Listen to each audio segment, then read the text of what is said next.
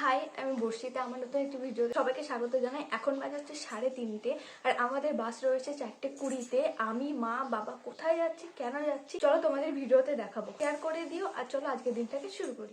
বেরোনোর আগে ছাদে এসেছি একবার, দেখেছো চারিদিকটা কিরকম ঘুটঘুটে অন্ধকার।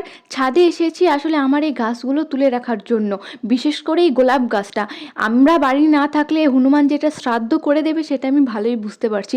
তবে জানো তো, এটার না দুটো কুড়ি হয়েছিল গোলাপের, কিন্তু কিসে যে খেয়েছে বুঝতে পারছি না। খেয়ে নিলেও কি আর করবো। এদিকে আমরা পুরোপুরি রেডি হয়ে বেরিয়ে পড়েছি। দেখো এদিকে বাসে চলে এসেছে। যেহেতু ঘুমোইনি, 12টার সময় ঘুমোতে গিয়েছি, 3টের সময় উঠে পড়েছি, ভীষণ ঘুম পাচ্ছে। দাঁড়াও, বাসে আগে একটু পৌঁছে গেছি কৃষ্ণনগর জংশনে। এখান থেকে 7:04 ট্রেন রয়েছে। গাড়ি আমাদের 6:40-এর মধ্যে নামিয়ে দিয়েছে। এবার ট্রেনের টিকিট কাটতে গেছে বাবা। ট্রেন আসুক তারপরে যাবো। এদিকে ট্রেনে উঠে পড়েছি, তবে ট্রেনে উঠেই জায়গা পাবো এতটা ভালো কপাল আমার না। যতবারই আমি গিয়েছি কোনো বার জায়গা পাই। 9:22 টাইম থাকলেও ট্রেন শিয়ালদায় 9:40 পৌঁছায়। নেমে পড়েছি শিয়ালদায়। আমি আর মা ট্রেনে জায়গা পেয়েছিলাম, আর বাবা জায়গা পায়নি। বাবা জায়গা পেয়েছিল ট্রেনে, আর বাবা এখানে দাঁড়িয়ে দাঁড়িয়ে এখন চা খাচ্ছে। শিয়ালদা স্টেশন থেকে বেরিয়ে 1 কাপ চা খেয়ে আমরা চলে এসেছি ফুল মার্কেটের সামনে, মানে বাস স্ট্যান্ডে। এখান থেকে 44 নম্বর বাস ধরে আমরা যাব উল্টোডাঙায়। উল্টোডাঙা এসেছি। এইখান থেকে 211 নম্বর বাস ধরে রাজারহাটে যাবো। দাদাগিরি থেকে যখন মেসেজ করেছিল তখনই বলে দিয়েছিল 211 নম্বর বাস ধরে কিন্তু রাজারহাটে যেতে হবে। উল্টোডাঙা থেকে 211 নম্বর বাস ধরে যেখানে নামিয়ে দিল তার সামনে একটা গলি রয়েছে, গলি ধরে চলে এসেছে। এখন গুগল ম্যাপ বলতে সামনে ডিআরডিএস স্টুডিও রয়েছে। এখন আমরা ওইদিকে যাচ্ছি। পথে আরো 2-3জনকে পেয়ে গেছি যারা অডিশন দিতে যাচ্ছে বাসে, তাদের সাথে দেখা হলো। তো আমরা সব একসাথে যাচ্ছি, দেখি ওখানে গিয়ে কি হয়। এই যে পৌঁছে গেছি এখানে ডিআরআর স্টুডিও, এই যে লাল গেটটা, এখানেই ডান্স বাংলা ডান্সের পোডিয়াম। এখানে দিদি নাম্বার 1ও মনে হচ্ছে ভেতরে হয়, এই দিকটায়। এটা হচ্ছে দিদি নাম্বার 1 এর ডিআরআর স্টুডিওতে পৌঁছেই একটা রুমে আমাদের ওয়েট করতে বলা হয়েছিল, কারণ তখনও ফর্ম দেওয়া শুরু হয়েছিল না। পাশটা ঘুরতে বেরিয়েছি, মুখ চোখের অবস্থা ভীষণ খারাপ। সেই 3টের সময় উঠে ট্রেন বাস একাকার অবস্থা। আর পুরোটা এই যে পুরো দাদাগিরি লেখা আছে। এটা হচ্ছে ডান্স বাংলা ডান্সের পোডিয়াম, আমি যেটার পিছনে দাঁড়িয়ে রয়েছি। ফর্মটা এবার আনতে যাচ্ছি। 1 কপি ছবি লাগছে, আর মানে রেজিস্ট্রেশনের যে ফর্মটা সেটা দেখাতে হচ্ছে, তাহলে ওখান থেকে ফর্ম দিয়ে দেবে। ফর্মটা নিয়ে ফিল আপ করবে। রেজিস্ট্রেশন ওই ফর্মটা দেখিয়ে আমাকে এরকম একটা দিয়েছে, ফর্ম দিয়েছে আবারও। এটাকে আবার ফিল আপ করবো, ফিল আপ করে আবার জমা দেবো। ফর্ম নিয়ে আসার পরে বাবা এখানে ফর্মটা ফিল আপ করছিল, আর এখানে ফর্মটা ফিল আপ হয়েও গেছে। ওয়েটিং রুমের পাশে একটা টিফিন রুম ছিল, ওখানে আমি একটু ফ্রেশ হয়ে নিলাম। আমরা এখন টিফিন করার জন্য এসেছি। এটা হচ্ছে আমার পেছনে যেটা দেখছো, এটা পুরোটাই টিফিন রুম। এখানে সবাই বসে বসে টিফিন এখন খাচ্ছিল।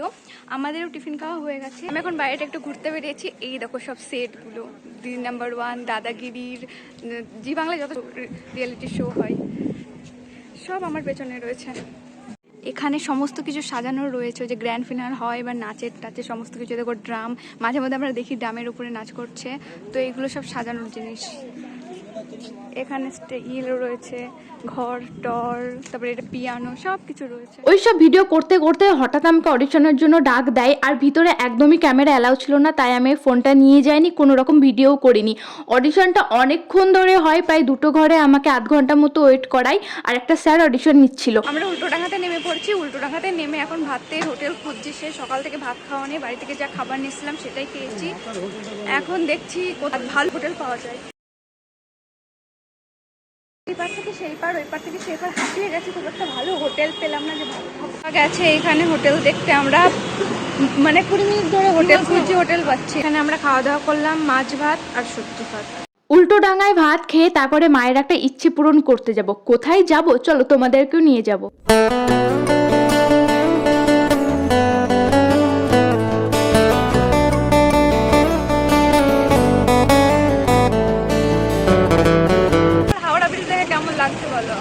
বাবা তো অনেক কবার দেখেছে, আমিও দেখিনি, আমার ফার্স্ট টাইম, মায়েরও ফার্স্ট টাইম। পুরোটা প্লেন, তলেই পিলার নেই, যা মাথায় লাইট জ্বলেছে। আমি যে মেয়ে করিমপুরের গলি গলি চিনি না, এখন সেই মেয়ে বাবা মাকে নিয়ে কলকাতা ঘুরে বেড়াচ্ছি। আর মায়ের ভীষণ ইচ্ছা ছিল যে মা দেখবে, হাওড়া ব্রিজ দেখবে। দীঘা যাওয়ার ইচ্ছা ছিল, দীঘায় নিয়ে গেছি। আর একটা ইচ্ছা ছিল হাওড়া ব্রিজ দেখবে, তো আজকে সেই স্বপ্নটাও পূরণ করতে পারলাম। এই যে আমার পেছনে এখন লাইটও জ্বেলে দিয়েছে হাওড়া ব্রিজে। বলো তোমার কেমন লাগছে? দারুণ লাগছে বাবা। না না, আমি কলকাতার ব্রিজ অনেক, হাওড়া ব্রিজ অনেক কবার দেখি। একটা তো 6-7 বছর কলকাতাতে ছিলাম। বাবা অনেক খবর দিচ্ছে, আমার ফার্স্ট টাইম, আমার মায়েরও ফার্স্ট টাইম। এখন রাস্তাঘাট নতুনত্ব হয়ে গেছে, আমার একটু চিন্তা অসুবিধা হয়েছে।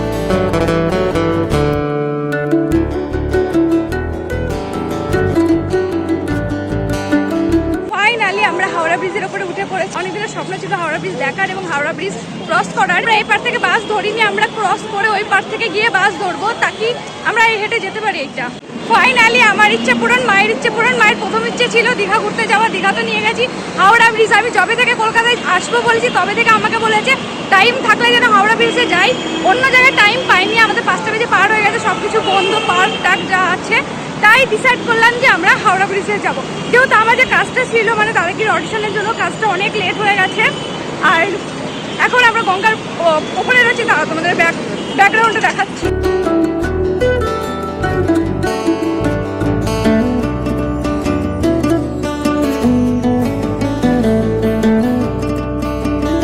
তোমার কেমন হাওড়া ব্রিজ দেখা হলো, হাওড়া ব্রিজ ক্রস করা হলো, তোমার কেমন লাগছে বলো? নতুন নতুন আমার মা মানে কথা বলতে পারছে না, মানে হয় না এক একজনের এক এক রকম স্বপ্ন থাকে, সেরকম একটা স্বপ্ন ছিল।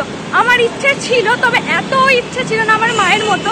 আমার মা কলকাতা মানে হাওড়া ব্রিজ দেখবো, অন্য কোথাও যাক না যাক, আমি এবার অন্য কোথাও নিয়ে যাই না যাই কোনো ব্যাপার নাই, হাওড়া ব্রিজ দেখা হয়ে গেছে মানে আমার মায়ের স্বপ্ন পূরণ হয়ে গেছে। আর কোথাও যেতে চাও না? মা আর কোথাও যেতে মানে মায়ের সেই ইউরোপ আমেরিকা যাওয়ার মতো হাওড়া ব্রিজ দেখা একটা স্বপ্ন ছিল। যখন আমি দীঘায় নিয়ে গেছিলাম তখন আমাকে বলছিল দীঘায় নিয়ে এলি, একটা তো হলো। এর মা ভেবেছিল দীঘায় যাওয়ার সময় ব্যাগে ব্যাগে ব্যাগে আছে, এর মা দীঘা যাওয়ার সময় দীঘায় তো গিয়েছে, এবার আমি বলছি দীঘায় তো এলাম, কলকাতার উপর দিয়ে হাওড়া ব্রিজ দেখতে পেলাম না। এবার আমি জানি হাওড়া ব্রিজ তখন দেখা যায় না, তো এবার আমি ডিসাইড করেছিলাম যে মাকে হাওড়া ব্রিজ দেখাবো। একটা স্বপ্ন পূরণ করতে পারলাম আর আমি হাঁপিয়ে গেছি হাঁটতে হাঁটতে। তোমাদের সাথে পরে কথা বলছি।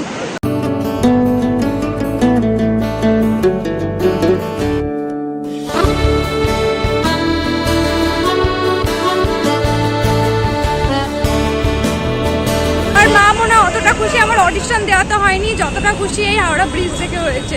হাওড়া ব্রিজ ঘোরা কমপ্লিট। এবার এখান থেকে শিয়ালদা যাবো, শিয়ালদা থেকে ট্রেন ধরে কৃষ্ণনগর, তারপরে বাড়ি। হাওড়াটা শিয়ালদা গাড়িতে চড়ে নিয়েছি, এবার হচ্ছে এখান থেকে শিয়ালদা স্টেশন যাব। এত ছোটাছুটি করেছি, সে সকাল থেকে 3টের সময় উঠেছি, উঠে রেডি হয়ে 4:20 বেরিয়েছি, একটু বসিনি শুইনি কিচ্ছু না, সে তখন থেকে ছোটাছুটি হাঁপিয়ে গেছি পুরো, গলা দিয়ে শর্ট বেরোচ্ছে না, কখন মনে হচ্ছে বাড়িতে যাবো একটু শোবো। আবার সেই শিয়ালদা থেকে কৃষ্ণনগর, সে তো ট্রেনে জায়গা পাবো না, এত ভিড় হয়েছিল আসার সময়, আমার শরীর খারাপ শুরু হয়ে গেছিলো। সেই মুহূর্তে আমি কোনো রকম ভিডিও করিনি, তো তার মধ্যে একটা অডিশনের টেনশন ছিল, অডিশনের মধ্যে আমি ভালো মতো ভিডিও করতে পারিনি। তো ভাবলাম ঠিক আছে বাসে উঠে বা অডিশন দিয়ে বেরিয়ে এসে তখন ভিডিও করবো। আমি হাঁপাচ্ছি এতটা, মানে এইদিক ওদিক ছোটাছুটি করেছি। হাওড়া ব্রিজ দেখে কেমন লাগলো? অনেকদিন ভাবি দেখবো দেখবো, দেখা হয় না, এখন দেখা হলো, ভালো লাগছে। পরে বলবো। আমার আমি বাস ধরছি। তুমি হচ্ছে আমার অডিশন দেওয়াতে বেশি খুশি না হাওড়া ব্রিজ দেখাতে? না, অডিশন দেওয়াতে বেশি খুশি। আমি আরো খুশি হবো যদি গীত খেলা করতে পারি। ওটা তো ওটা থেকে খুশি তো হয়ই না, তো আজকে এই খুশিটা নিয়ে বাড়ি যাচ্ছি। জানি না হবো কিনা, তবে আমি আমার 100% দিতে পারিনি, যেটা দেওয়া দরকার ছিল। মানে অত কনফিডেন্টলি আমি ছিলাম না, আমি জানি না ওখানে গিয়ে আমি ভেবেছিলাম কনফিডেন্ট থাকবো, যেটুকুনি কোয়েশ্চেন করেছি আমি সেরকমই উত্তর দিয়েছি, এক্সট্রা আমি সেরকম কিছু বলতে পারিনি। আমার মনে হয় না আমি চান্স পাবো, দেখা যাক, লাখ ট্রাই, এত দূর আসতে পেরেছি এটাই অনেক। তো চলো,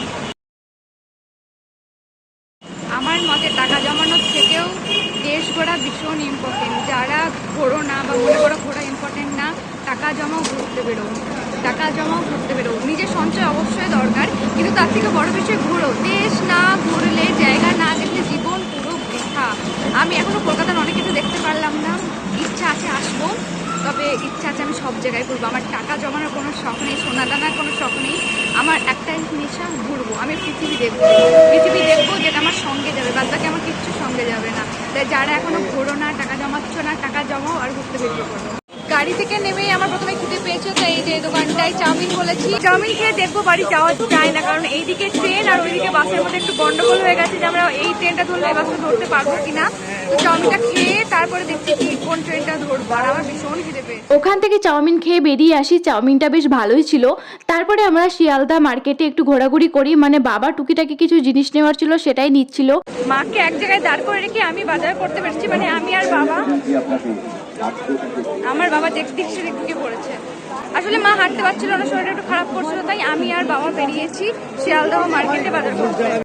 আসলে আমি একটা ফোনের স্ট্যান্ড খুঁজছিলাম, পেলাম এই যে এরকম একটা স্ট্যান্ড। আমার কাছে ট্রাইপড রয়েছে, এই স্ট্যান্ডটা নেই, তো সারা বাজার ঘুরে স্ট্যান্ডটাকে পেলাম, একটা জায়গাতেই বসেছিল। তারপরে মায়ের জন্য ওষুধ নিতে গিয়েছিলাম। মায়ের মাথায় ভীষণ যন্ত্রণা করছিল, তার জন্য একটা ওষুধ এনে দিয়েছি। কিন্তু আমাদের যে ট্রেনটা ছিল লালগোলা 7:30টার দিকে, ওটা আমি ছেড়ে দিয়েছি, কারণ ওটা যদি আমরা ধরতাম তাহলে আমরা রাতের গাড়িটা পেতাম না। রাতের গাড়ি না পেলে আমাদের কৃষ্ণনগরে থাকতে হতো, আর কৃষ্ণনগরে যেহেতু থাকার মতো কোনো রকম জায়গা নেই আর বাস স্ট্যান্ডেও থাকা যাবে না, তাই আমরা একেবারে এমন টাইম এখান থেকে বেরোবো যাতে আমরা ভোরের গাড়িগুলো ধরতে পারি, কারণ 12টার পরে ওইদিকে আর কোনো গাড়ি নেই। কৃষ্ণনগর থেকে করিমপুর আর কোনো গাড়ি যায় না, তাই এখান থেকে সেই রকম ট্রেন ধরে বেরোবো যাতে আমরা ঠিক টাইমে কৃষ্ণনগরে পৌঁছাই আর ওইদিকে গিয়েও আমরা গাড়ি পেয়ে যাই।